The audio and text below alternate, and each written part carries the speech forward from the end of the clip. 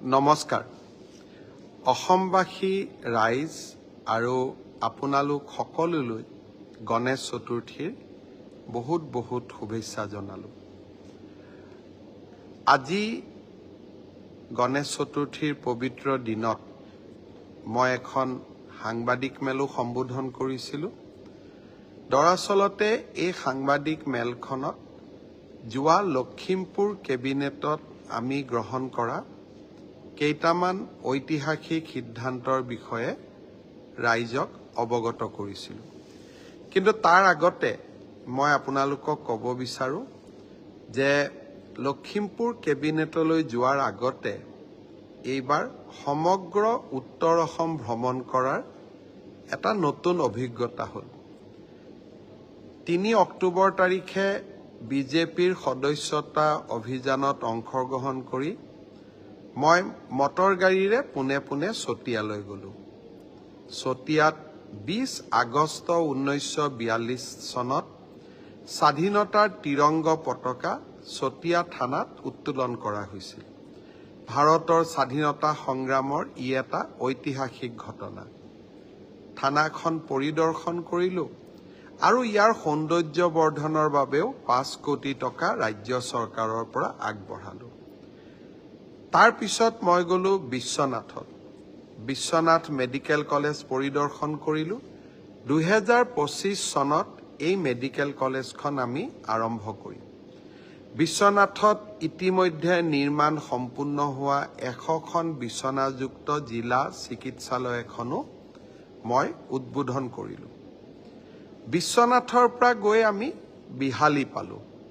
বিহালীৰ বেদেতি বুলি যিটো অঞ্চল, তাৰ ৰাইজে বহুত দিনৰ পৰা এখন চৰকাৰী কলেজ বিচাৰি আছিল। কলেজখনৰ ভূমি নিজে চালোঁ আৰু মহাবিদ্যালয় এখনো তাত আমি ঘোষণা কৰাৰ বা স্থাপন কৰাৰ ঘোষণা কৰিলোঁ। তাৰপিছত গহপুৰ পালোঁ, নিশাও হৈছিলে। গহপুৰত প্ৰস্তাৱিত কনকলতা বিশ্ববিদ্যালয়ৰ মাটি অধিগ্ৰহণ লৈ ৰাইজৰ লগত কথা বতৰা পাতিলোঁ। ইয়াৰ পিছত বিহপুৰীয়াৰ ঢলপুৰ শ্ৰী শ্ৰী অনিৰুদ্ধদেৱ মায়েমৰা ধৰ্মৰ প্ৰৱৰ্তক আৰু অসমৰ জাতীয় জীৱনৰ এগৰাকী প্ৰাতঃস্মৰণীয় মহাপুৰুষ। তেখেতৰ জন্মস্থানখন পদাৰ্পণ কৰাৰ মোৰ সৌভাগ্য হ'ল। ভকতবৃন্দক সেৱা আগবঢ়ালোঁ আৰু জন্মস্থানখন সংৰক্ষণৰ বাবে 15 কোটি টকাৰ এটা অনুদানো চৰকাৰৰ পৰা ঘোষণা কৰিলোঁ। বিহপুৰীয়াৰ মাধৱদেৱ কলাক্ষেত্ৰকো পৰিদৰ্শন কৰিলোঁ। কলাক্ষেত্ৰখন আৰু সুন্দৰ কৰাৰ প্ৰতিশ্ৰুতি দিলোঁ। তাৰপিছত মাধৱদেৱৰ জন্মভূমি লেটেকুবাৰী থান আৰু উজিৰৰ টোল, 2খন থানতে গৈ সেৱা আগবঢ়ালোঁ। নিশা 10-11 বাজিছিল, কিন্তু বিহপুৰীয়াৰ ৰাইজে বহুত মৰমো যাচিছিলে সেই সময়ছোৱাটো।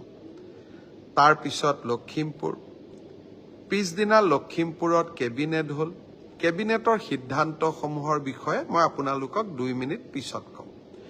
আৰু সিদিনাখনেই লখিমপুৰৰ কেইবাটাও গুৰুত্বপূৰ্ণ মথাউৰি, ৰাস্তা, ফাটবিহুৰ ঢকুৱাখানাৰ ফাটবিহু থান, ফাটবিহুৰ স্থল,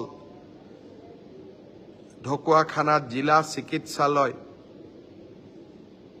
আৰু নৰ্থ লখিমপুৰৰ কেইবাটাও আঁচনি, প্ৰায় 300 কোটি টকাৰ আঁচনি আমি উত্তৰ লখিমপুৰবাসী ৰাইজক উপহাৰ দিব পাৰিছিলোঁ। 16 তাৰিখ আমাৰ এই গোটেইখিনি কৰি 6 তাৰিখে ৰাতিপুৱাই পদুমণি আই থানলৈ গ'লোঁ।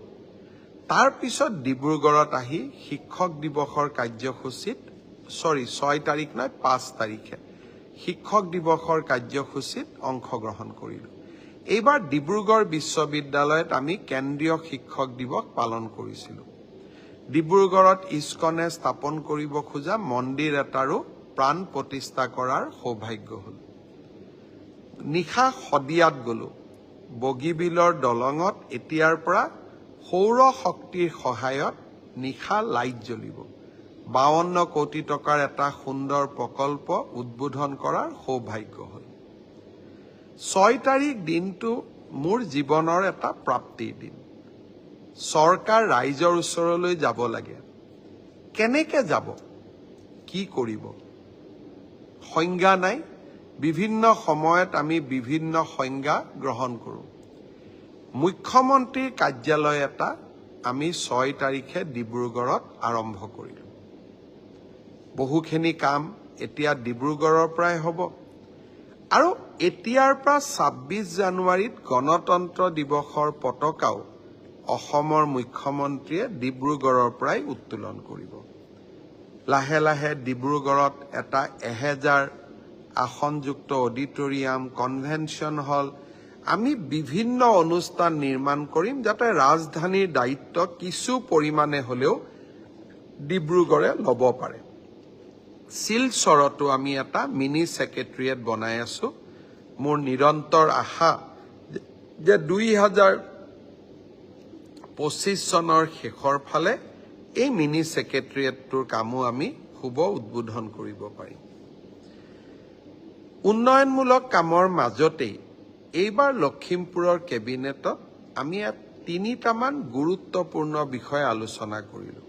বিষয়টো হ'ল অসমক সুৰক্ষা আৰু বিদেশীৰ আক্ৰমণৰ পৰা অসমক ৰক্ষা কৰা। প্ৰথম আমি চাইছিলোঁ বিপ্লৱ শৰ্মা কমিটিৰ প্ৰতিবেদন।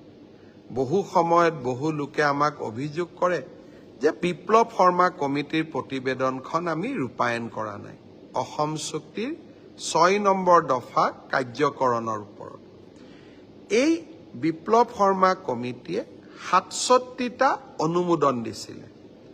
তাৰে 52টা অনুমোদন ৰাজ্য চৰকাৰৰ অধিকাৰ ক্ষেত্ৰ, 5টা ৰাজ্য আৰু কেন্দ্ৰীয় চৰকাৰ 2টা আৰু 10টা সম্পূৰ্ণভাৱে কেন্দ্ৰীয় চৰকাৰৰ। কেন্দ্ৰীয় চৰকাৰৰ লগত বিপ্লৱ শৰ্মা কমিটিৰ ইমপ্লিমেণ্টেশ্যনৰ বাবে মই নিজে কথা পাতিম। তাৰ আগতে আমি সিদ্ধান্ত ললোঁ যে বিপ্লৱ শৰ্মা কমিটিখনৰ আমি 52টা অনুমোদন অহা বহাগ বিহুৰ আগতে আমি ৰূপায়ণ কৰিম। ছাত্ৰ সন্থাক আমি বিশ্বাসত ল'ম।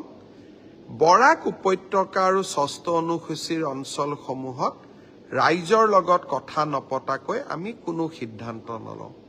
কাৰণ এই ৰিকমেণ্ডেশ্যনসমূহত ভাষাৰ কথা জড়িত হৈ আছে। Language is always A sensitive issue. গতিকে আমি বৰাক উপত্যকা আৰু 6 চিডিউলত আমি সাৱধানতাৰে খোজ কাঢ়িম। বাকী সকলো অঞ্চলতে এই অনুমোদনসমূহ আমি ৰূপায়ণ কৰিম।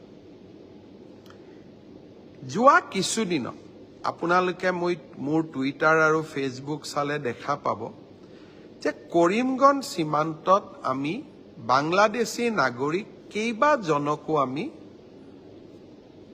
চিনাক্ত আৰু গ্ৰেপ্তাৰ কৰিবলৈ সক্ষম হৈছোঁ। যোৱা 2 মাহত প্ৰায় 60 জনতকৈও ওপৰত। মোৰ মনত সন্দেহ হয় যে আমি গম নোপোৱাকৈ কিছু বিদেশী সোমাই আছে নেকি। NRCৰ দিনৰ পৰা আমি বিদেশী চিনাক্তকৰণৰ প্ৰক্ৰিয়াটো এক প্ৰকাৰ বন্ধ কৰি থৈছিলোঁ। NRC আহক, নাম নথকা সকলক আমি বিদেশী বুলি ক'ম। কিন্তু NRCৰ প্ৰক্ৰিয়াৰ চলি থাকোঁতে সমান্তৰালভাৱে ভাৰত বাংলাদেশ সীমান্তত অবৈধ অনুপ্ৰৱেশৰো চেষ্টা হৈছে। আমি বহুতক ধৰিছোঁ, কিন্তু বহুতক কিজানি ধৰিবও পৰা নাই। সেইবাবে আজিৰ পৰা আমি এখন গভৰ্ণমেণ্টে নতুন অধিসূচনা জাৰি কৰিছোঁ। সীমান্ত পুলিচক শক্তিশালী কৰি BSFৰ লগত একেলগে কাম কৰি বিদেশী চিনাক্তকৰণৰ প্ৰক্ৰিয়াটোক নতুন কৰি আৰম্ভ কৰাৰ বাবে। এই ব্যৱস্থাই অন্তত আমাক নিশ্চিত কৰিব যে অসমত নতুনকৈ কিছু বিদেশী সোমালে নেকি। আধাৰ অসমত নিৰন্তৰভাৱে আধাৰ ইস্যু কৰি থকা হৈছে, আধাৰ কাৰ্ড মানুহক দি থকা হৈছে। আমি বন্ধ হৈ থকা আধাৰ কাৰ্ডবিলাক মুকলি কৰি দিবলৈ সিদ্ধান্ত লৈছোঁ। অহা কিছুদিনৰ ভিতৰত বন্ধ হৈ থকা সকলে আধাৰ পাব। কিন্তু সকলোকে সকলো সময়তে আধাৰ দি থাকিব পাৰি নেকি? আজি জন্ম লোৱা 16 বছৰৰ তলৰ লোকসকলৰ কথা বেলেগ। 100% আধাৰ কাভাৰেজ হৈ যোৱাৰ পিছতো প্ৰাপ্তবয়স্ক কোন লোকে আকৌ আধাৰ ল'বলৈ আহে? সন্দেহৰ অৱকাশ থাকে। সেইবাবে আমি আজি চৰকাৰে সিদ্ধান্ত লৈছো যে আধাৰ লোৱাৰ আগতে অন্তত 2014ত NRCত আবেদন কৰাৰ প্ৰমাণ থাকিব লাগিব। NRCত নাম আছে নে নাই দ্বিতীয় কথা, কিন্তু আবেদনটোতো কৰিব লাগিব।